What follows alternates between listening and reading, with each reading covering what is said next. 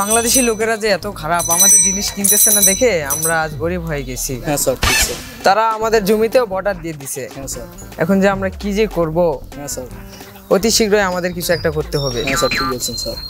বাংলাদেশিরা যদি সবকিছু বয়কট করে তাহলে তো আমাদের ভিক্ষা করে খাওয়া লাগবে। স্যার আমাদের তো আসলে ভিক্ষা করতে হবে। তো বাঙালিদের যেমনি হোক ব্রেন ওয়াশ করতে হবে। ঠিক বলছেন স্যার, বাংলাদেশিদের তো ব্রেন ওয়াশ করতে হবে। বাংলাদেশিরা তো আমাদের পথে নামাবে। স্যার আমি শুনছি ওরা তো মুক্তিযুদ্ধের সময় ওরা তো ট্রেনিং করছে, এখন নাকি ওরা তো ট্রেনিংও নিচ্ছে। আমাদের মিসাইল তো আমাদের পিছনে ধরিয়ে দিবে।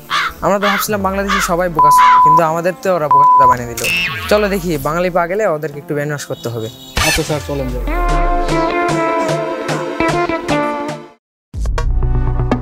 ইন্ডিয়ারা যে বর্তমান শুরু করছে আমাদের সাথে, দেখতেছি এরকম করতে করতে তো যুদ্ধ শুরু হয়ে যাবে আমাদের মাঝে। কখনো এমন অবস্থা আসে যুদ্ধেরও যদি প্রয়োজন হয়, আমরা হিন্দু মুসলিম একজোট হয়ে তাদের সাথে যুদ্ধ করব। তারপরও ভারতকে আমরা 1 ইঞ্চি মাটি ছাড় দেব না। আমি হিন্দু হলে কি হবে, আমিও তো একটা বাঙালি, আমারও বাংলাদেশের উপর অনেক অধিকার আছে। সবসময় আমাদেরকে বাংলাদেশকে সুরক্ষিত করতে হবে। আরে ভাই, ইন্ডিয়ার ছেলেরা কি আমাদের সাথে পারবে?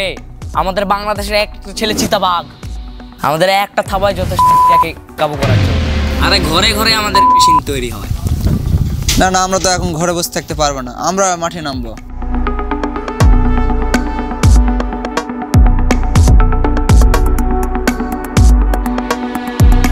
যদি যুদ্ধের প্রয়োজন হয় তাহলে আমরা যুদ্ধ করব।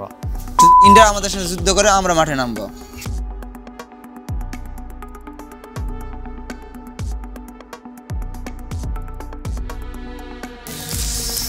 দাদা, আপনারা কি নিয়ে আলোচনা করতেছেন? ইন্ডিয়া সম্পর্কে? ইন্ডিয়ার সাথে তো আপনারা পারবেন না। আরে দাদা, কি বলেন এইসব? আমরা কি বাঙালি আপনাদের সাথে পারবো না? আমাদের ইন্ডিয়াতে এত বড় বড় মেশিন গান আছে, রাইফেল আছে, আপনারা ইন্ডিয়ার সামনে টিকতে পারবেন?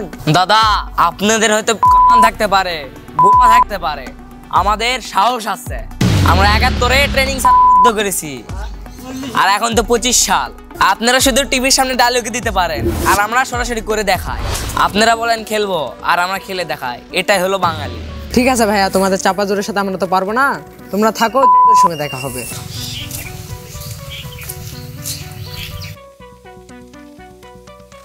হ্যালো, কই রে তোরা? দুইটা ইন্ডিয়ান বলদ বোকা এসে আমাদেরকে জানা তাই অপমান করে গেল। বাংলাদেশের মাটিতে পা রেখে। আয় আয়, আমি আসি।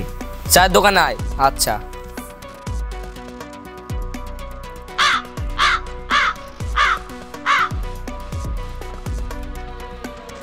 ওই যে আসতেছে, দেখো।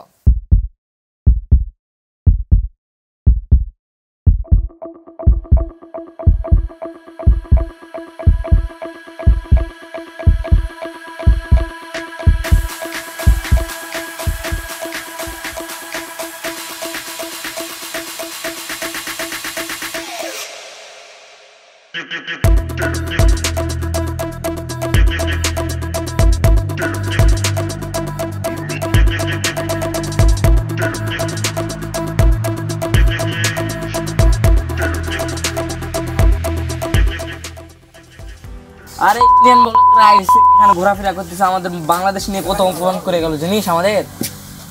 চল যাই, ওদের খুঁজি আমরা।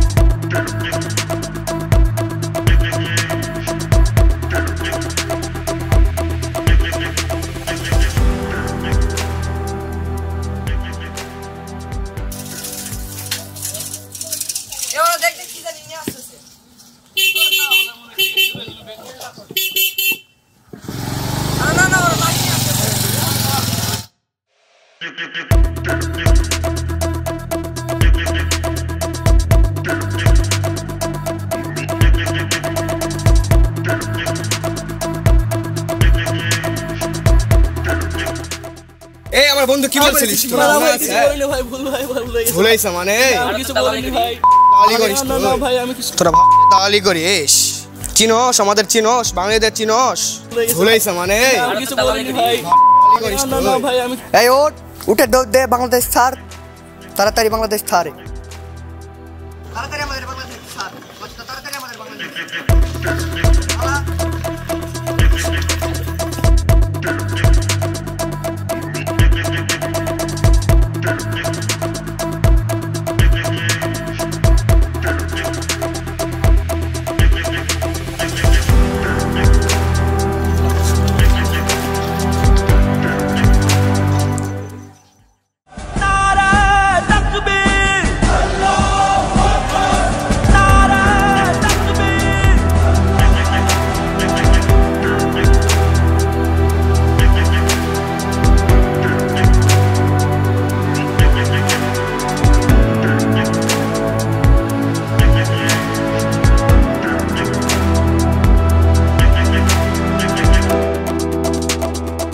Video sponsor by food palace.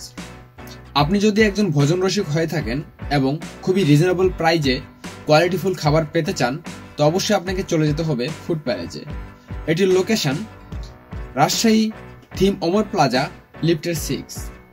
এখানে প্রায় সময়ই খাবারের উপরে অফার চলে। আর আমাদের প্রতি মাসে একটা লটারি হয়, আর এই লটারিতে যে কোনো 3 জন বিজয়ীর জন্য থাকছে 50% ডিসকাউন্ট। আর আপনি যদি লটারিতে অংশগ্রহণ করতে চান তো দেরি না করে ঝটপট আপনার মতামতটি জানিয়ে দিন। তো আপনাদের কমেন্ট দাতাদের ভিতরেই কোনো 3 জন পেয়ে যেতে পারেন এই অফারটি।